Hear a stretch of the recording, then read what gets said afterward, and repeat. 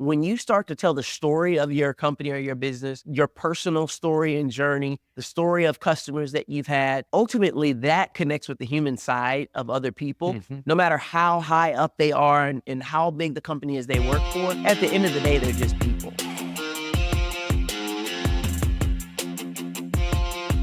Welcome to the How Leaders Think podcast, a show that transforms you by renewing your mind and giving you new ways to think. I am your host, Kenny Lange, and with me today is the Akeem Shannon. He is the CEO and founder of both Flipstick Inc.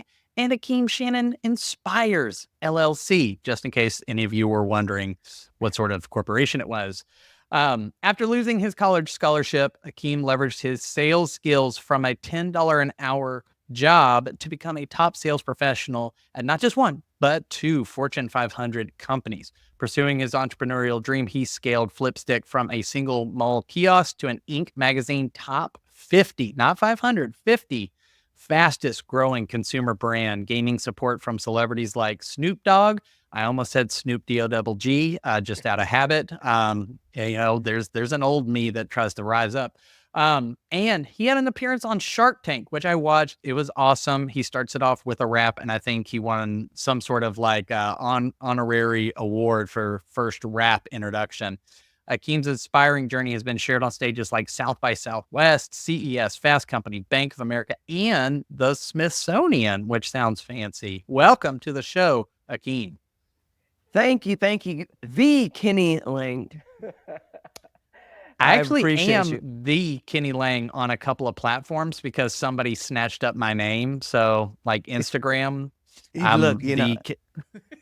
that's typically how it goes. At least you didn't have like 10 people snatch names and you just had to be like KL, the real guy 6. So,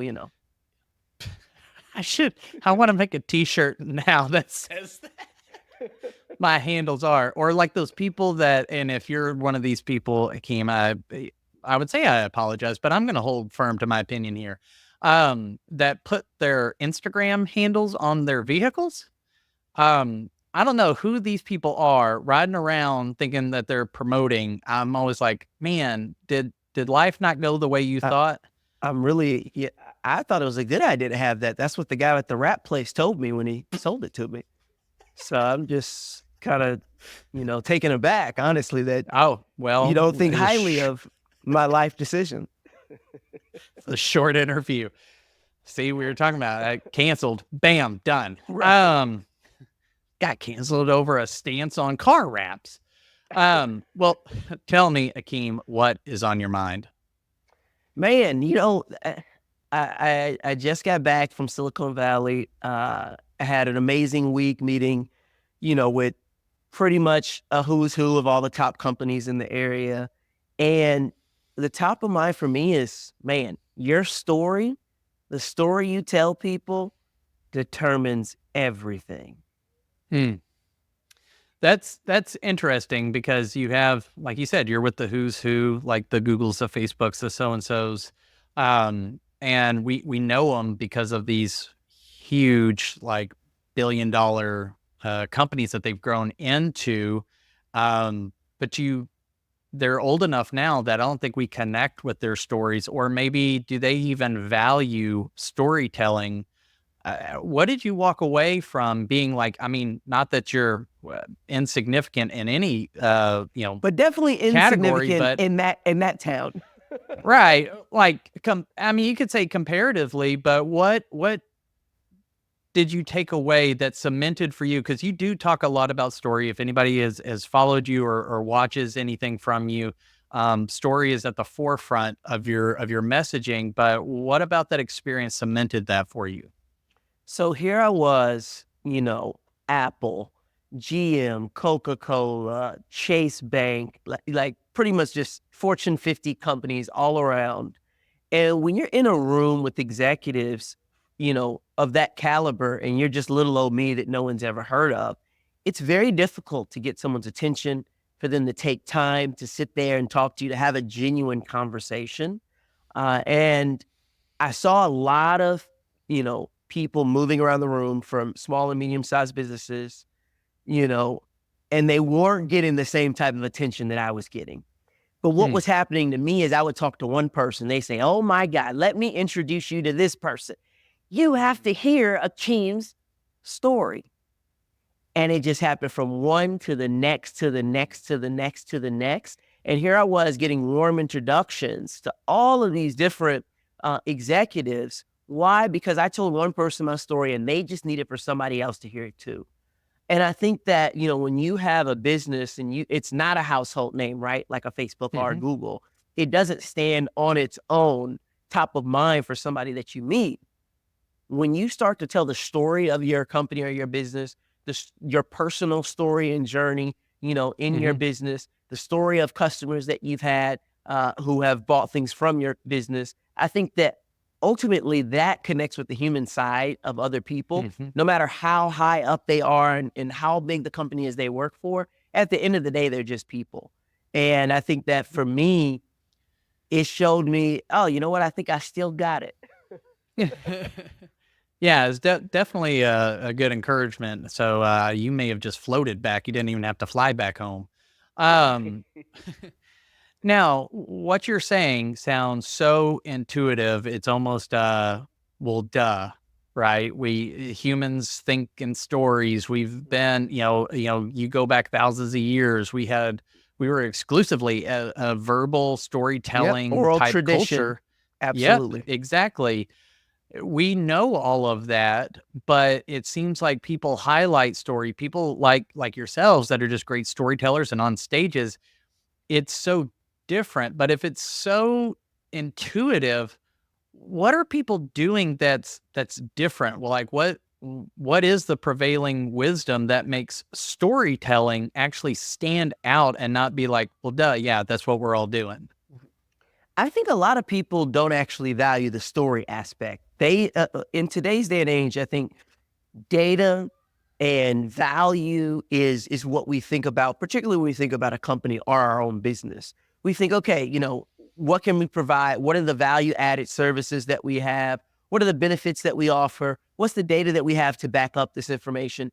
And those things are all important. Don't get me wrong. Those are incredibly valuable. However, people hear that stuff all day, every day. And we live in an attention economy where people's attention spans are so tiny, they're so small, and they want to move on to the next thing instantaneously.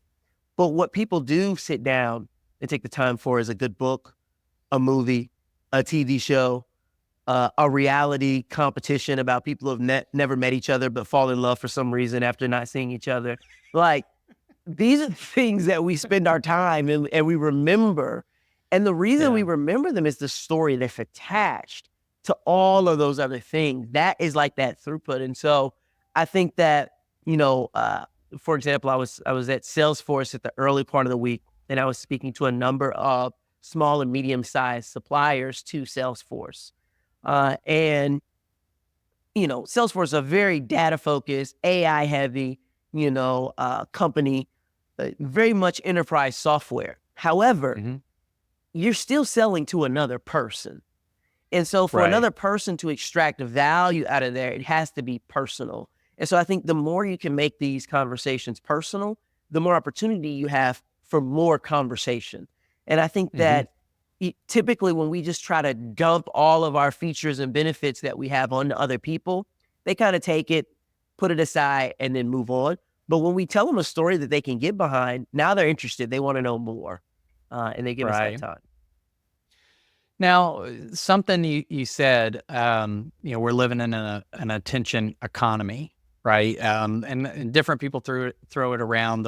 One of the first people I heard that a lot from was Gary V or Gary Mhm. Vaynerchuk. For those of you who have been under a rock, um, and he he talked something he said stuck with me a long time ago was a lot of the conversations he was having with executives when he was starting his media and marketing company was around the fact that they intuitively they bought like what you were saying is they paid attention to stories. That's what kept their attention. And then they went and they made purchasing decisions based on that. But when it came time to sell, they sold in a totally different way. Mhm. And it was a disconnect between how we buy and how we sell.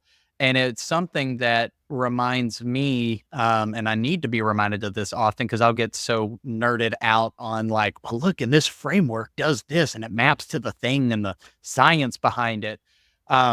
Forgetting that I was like, no, I'm just talking to another human being who has a problem, would like to make forward progress towards their goals, and maybe something I have could help them, and let's figure that out. Do you find that a lot of people have that disconnect in between how they buy and how they sell? And maybe that, I don't know if that's an oversimplification. 1000% that is the case. I don't think it's a oversimplification at all.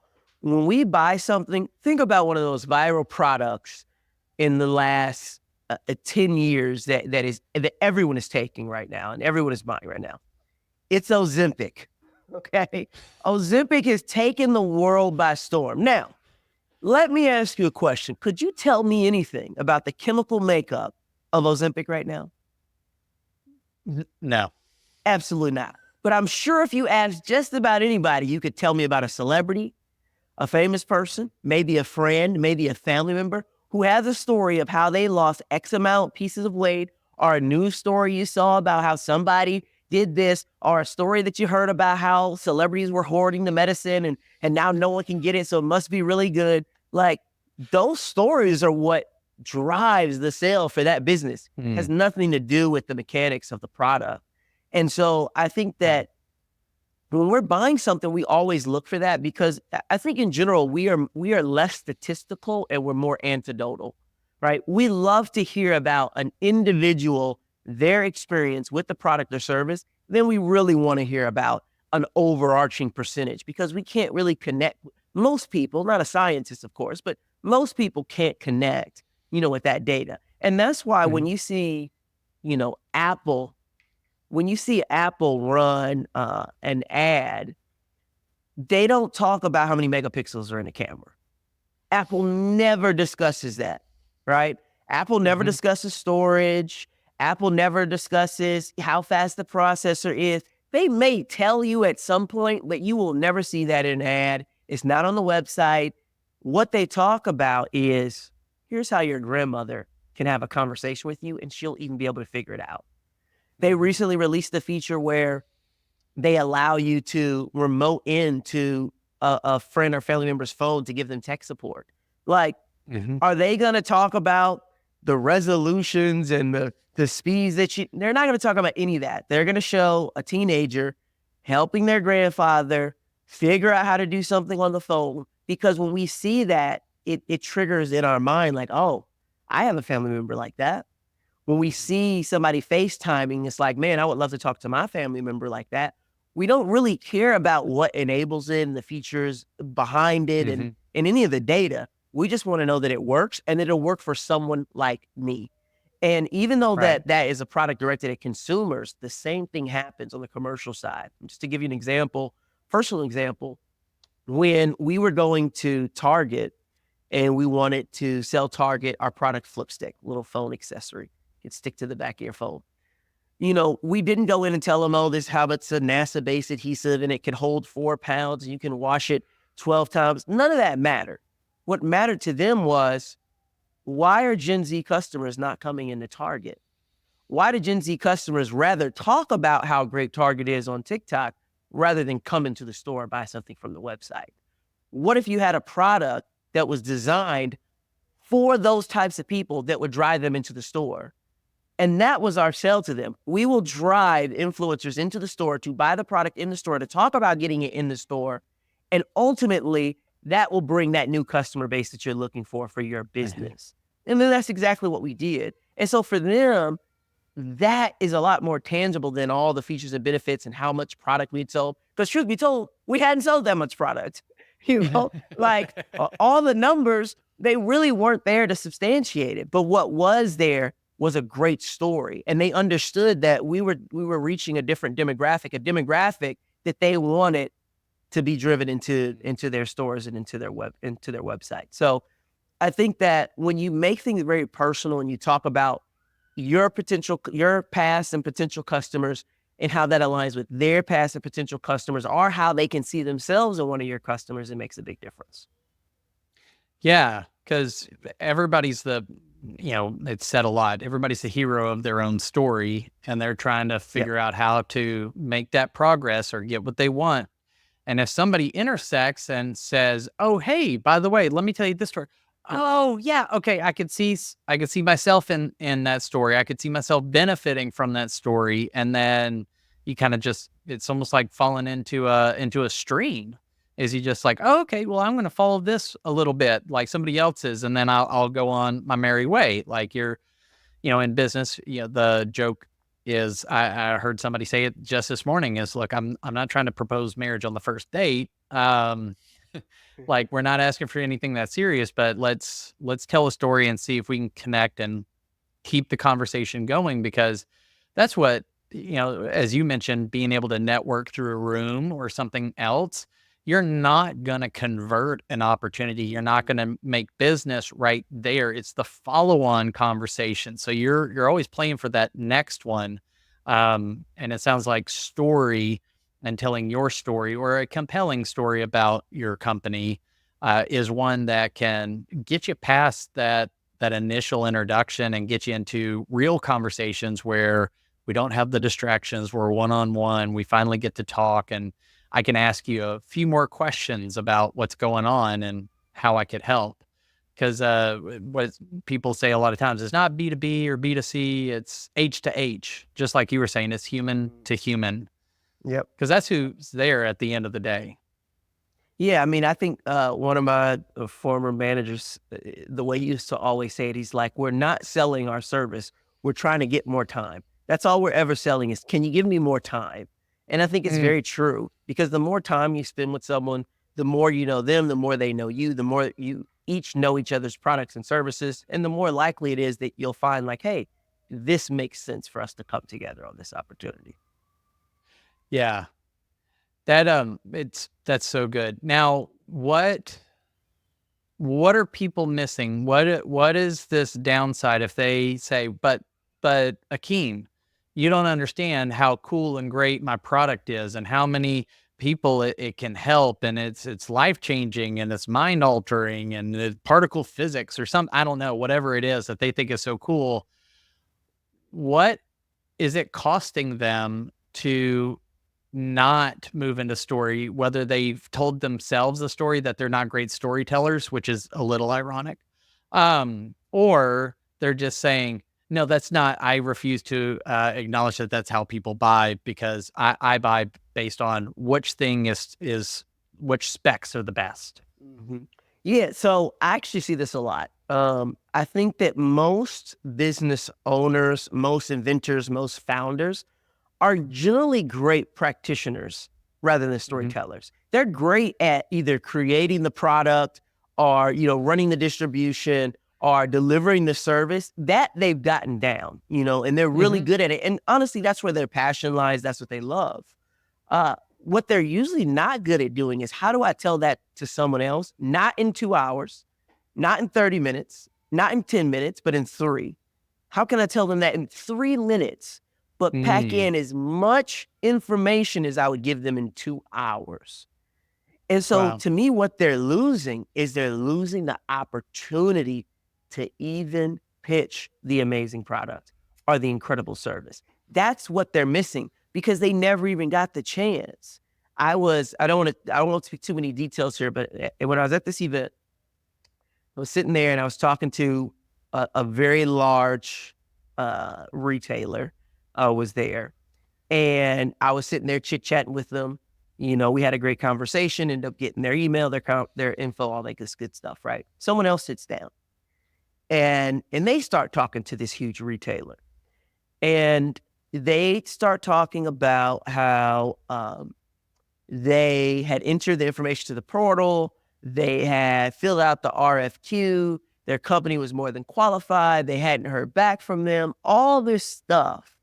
And as I was sitting there, my heart was breaking for this person, because I'm like, you got the people right in front of you right now. You have to tell them something that makes them say, forget the portal, forget the RFQ, forget all of Mhm. that. We're doing business with you. End of story. And Mhm. that to me is the difference. If you may have the the best thing since sliced bread. But if you can't even get to the next meeting, then you're stuck. And I think that in today, when you look at decision makers, within companies or even consumers, like, it's tough to get people to give you that extra bit of time.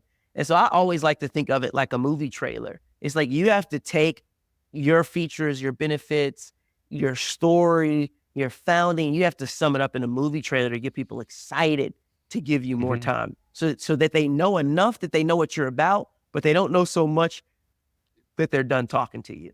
And so that's what I always try to do when having any conversation. Right. Two questions come to mind. One's maybe more philosophical, the other really practical. The philosophical one is, does this all just boil down to the old saying of people buy from those they know, like, and trust? Absolutely. 100%. And storytelling is a mechanism to create, it makes you more to likable, win friends, relatable, and influence people. Absolutely. That'd be a great title for a book. The other is, and this sparked something for me. You mentioned founders, and you're a founder. I've been a founder, and hopefully there's a few listening here, and they're listening to this. And I hear you say, "Oh, okay, maybe I have them making it too complicated and going heavy on these features, and I'm not telling the real story." Would you advise founders to seek someone that they can collaborate with that maybe is naturally or has practiced the art of storytelling? Or do you think that that's something that they should be developing within themselves, and they should seek out coaching or conferences or some of the resources you put out? Like, which direction would you be advising people to go if they're listening thinking, I'm not a great storyteller, so what do I do? I think that there's no wrong answer. Some people have it in them, and they really can go out and tell their story, and they just need a little bit of support, a little bit of help, some encouragement, someone to point out to them like, yo, that's the real story. Like, that's what you should be talking about. But some people just are not built for it, right? And they really do need either a co-founder, a head of sales, a VP of brand. They need somebody to really come in and to deliver that on their behalf. And so I think it just depends on you as a person, what makes sense. I think for most people, they know deep down, like, which one makes the most sense to them. So I don't think there's a wrong answer. But I often think about, we talked about Apple. Apple had two co-founders, right? You had Steve Jobs, great storyteller, not a great coder. Okay. He did not build the Apple computer. He did not build the iPhone. He didn't build any of it. Okay. Steve Wozniak was the founder that built the actual computer. And then he had a lot of other people that built the products and services. So, that's a prime example of a difference between a practitioner and a communicator. They don't need to be the same. They don't have to be. But every once in a while, you do have people that are great at both. But I don't think it's not a requirement by any means. So you can do either. Yeah, that's good. I want to pivot the focus of what we've been talking about, which has been sales, marketing, networking, and those are all great things, especially if you are a founder. Like, you got to hit the pavement and hustle and get things off the ground. But let's think about internally inside the company. Leadership. There's still a lot of people who favor command and control. And maybe that's what they grew up under. Maybe they're just a bunch of stressed out individuals, and that's all that they can think to do. And you got other people who are trying to be a friend to everybody that they lead. So they're likable, but not really respectable.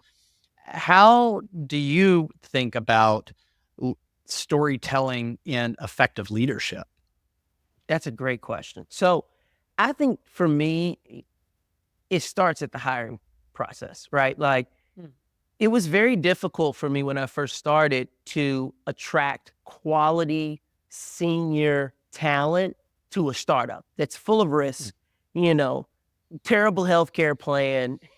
I'm saying, like, it's not a great sale. And Yeah. so, how do you attract the right people that are just going to work really hard for you and give everything to it? And I think for me, a lot of that did come down to the story. Like my vision for the company, where we started versus where we were today, my hopes and my goals for a company culture. I think as I told them about the type of organization I want to build and where I want to go with the organization, they saw the vision and they saw Hmm. the passion, but they also saw how hard I was willing to work and how I would never, ever give up and how I expected the same of everyone who worked for me. So it was like, Hmm. I'm a big dreamer. I like to take chances. I don't have a problem with people making mistakes. I've made plenty of mistakes. But what I'm not okay with is someone who's coming to be a manager or who thinks they're just going to sit back and make a report, because that's just not the type of culture that we built here. It's not the type of culture Right. that got us here, and it's not going to be the type of culture that gets us to the next stage. So I think in your Hmm. hiring process, when you are developing your company culture, which is really where that storytelling I think plays a big role, you can set the stage for the type of people that you bring in. And then I also think that when you are working with employees in your company and you're trying to pull as much performance out of them as possible, Hmm.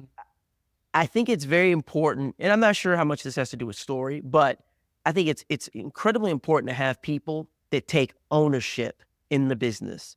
Like Hmm. that includes giving them ownership, but it also just means like, yo, I am ride or die for this business. Like I own this. I love when I meet people and they're like, yeah, we have 17 locations, and they're just like a store manager, right? Because that for me tells me in their mind, they're part of this business. They Hmm. treat it like it's their own. And I think that Yeah. for me, that is like that's like the base that you have to start with any employee. It's like, Hmm. hey, we're a family and we're building this together, and we all take responsibility for what happens. Right. I do a lot of work in helping companies discover and set their core values, and one that I use in a lot of examples when I'm teeing up the exercise is a company that used the phrase "everybody makes a coffee" as a way to say, like, there's not a task in this organization that you are too high level, too good for. We can all chip in and do it. Now, do you have an area of responsibility? Absolutely. But it doesn't mean that you can't take your turn to make the coffee or something else. Somebody I interviewed on the podcast last year, they actually have a rotation and throughout the entirety of the company of cleaning the bathrooms, including the founder CEO, to show, look, I will clean our restrooms, which might be considered like the lowest, distinguishing task in the entire organization. But everybody does it, and it gives them this sense of like we're all taking care of each other and chipping in, kind of like what you were saying. Now, Absolutely. if we were to pivot that again further down, so we got founders, we got other leaders inside. Let's think about that up and coming leader, that emerging leader, and what what do you see in terms of storytelling playing a role in someone moving their way up in leadership? I think you gave a great example with we've got 17 locations, right? That sort of ownership mentality. But do you think storytelling, whether externally, the way that they talk to those above them and their peers and so forth, or maybe the stories that they tell themselves, how do those play a role in someone's ability to progress their career? Yeah, I think it's fundamental, right? So I think of this from a couple different standpoints. If you're up and coming within your organization and you are trying to get a project approved, you want to increase the budget of your department, you want to increase your head count, like part of it is your numbers, right? Showing that you've done the work. But the other part of it is the conversation and the stories you have with your direct manager, who's going to be the decision maker for that. And Mhm. so when you're putting together your pitch for why you should get an increase in headcount, why this new project is going to make sense, like the story you tell around that is key. Like you have to be able to take your numbers and the data and explain it in a way that brings them over to your side. One of the most fundamental definitions of sales is to convince someone to the merits of. And so it's like, it's not just about the numbers. It's how do you convince someone to the merits of you running whatever it is you run within the organization and growing it. And so I think Mm-hmm. that that's like, that is number one. And I'll give you a quick example. So you mentioned I became the top sales rep at a couple different Fortune Mm-hmm. 500 companies. And then I went to work for a big fintech company. And so when I was in fintech, I was in sales, not surprising. But I ran our Black affinity group for African Americans within the company. And it was the largest minority affinity group within the company. And so when I was putting together, how do we attract more Black engineers? How do we attract more Black managers, senior management? How do we create a pipeline from HBCUs, historically Black colleges and universities, into our organization? When I was doing that, like I couldn't just say, let's do this. And then people were like, yeah, let's do that. This was a volunteer position. Mm-hmm. But it meant something to me. And I wanted it to have more budget, and I wanted us to have more opportunity and bring in more speakers. And so I had to come up with the pitch, right? I had to come up with a presentation and a deck and pitch it in a way that showed, my managers, hey, this has value. This has, efficacy within our business. There's a business decision for why we need Mm-hmm. to do this. And those things work. They work within an organization.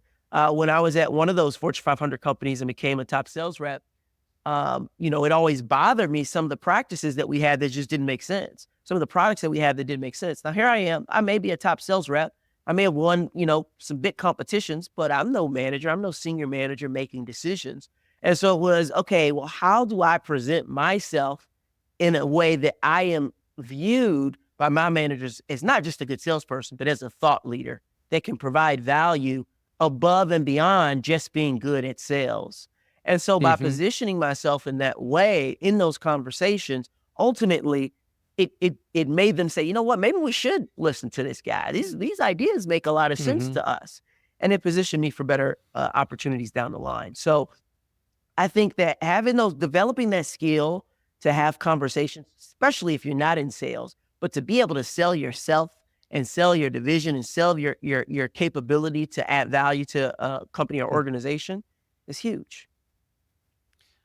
Totally agree, and I love that part of that definition that you shared. I hadn't heard that particular one, but it definitely rings true with the different sales organizations and trainings and stuff that I've been a part of. Well, Akeem, I think that there's a lot to digest, chew, then digest, because that's the order. I'm no doctor. I just play one on TV, but someone listening to this is like, all right, Akeem, you have persuaded me of the merits of storytelling.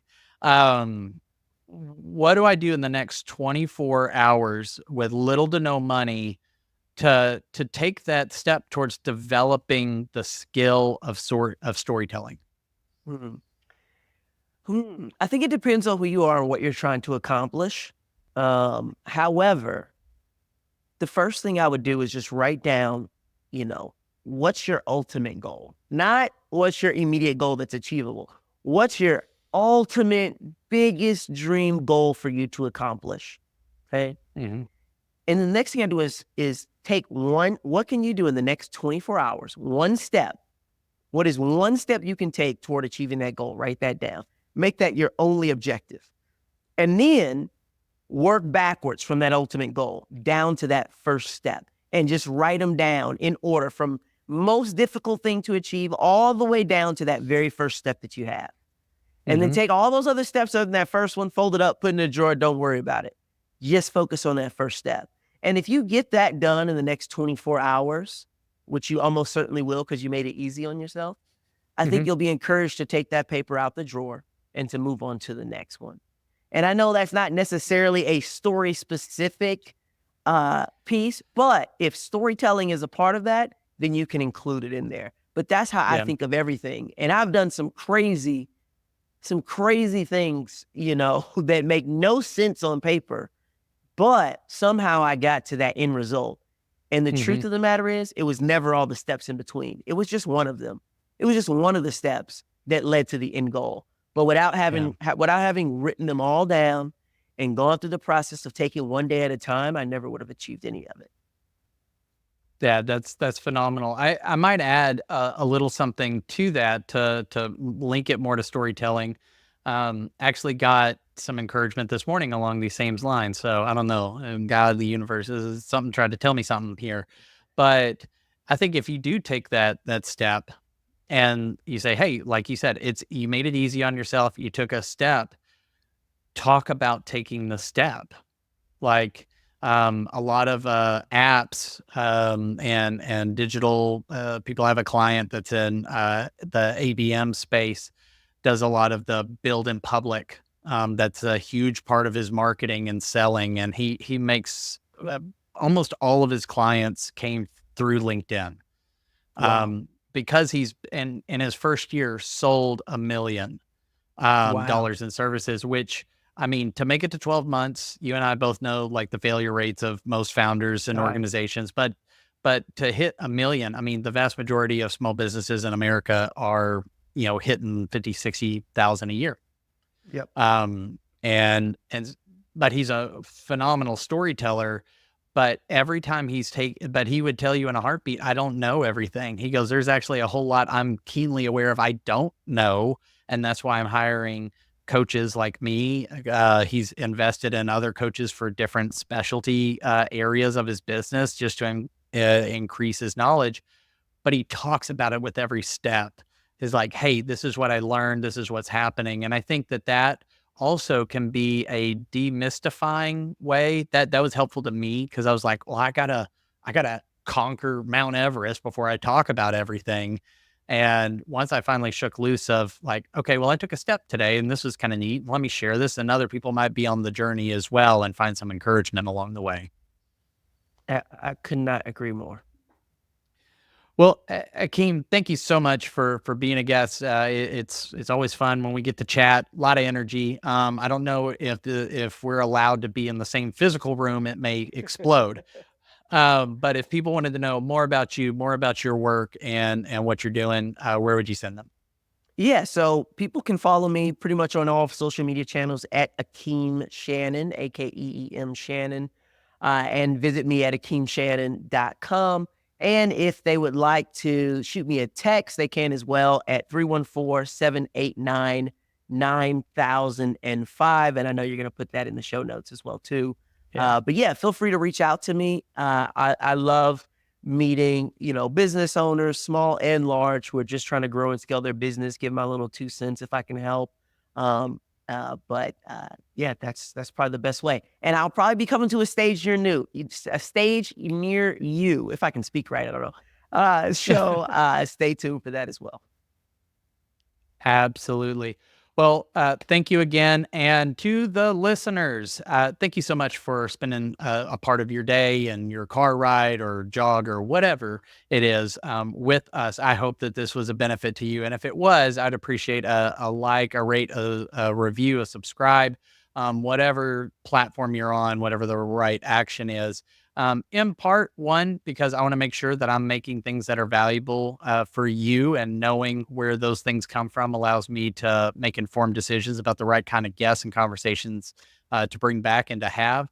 But it also could be a free and easy way for you to positively impact your fellow leaders. You never know which conversation could be unlocking a door for someone else, and you promoting something may just put it right in their path. And that would be just a beautiful way to pay it forward, because leadership is hard, but we don't have to lead alone. But until next time, change the way you think, you change the way you lead. We'll see ya.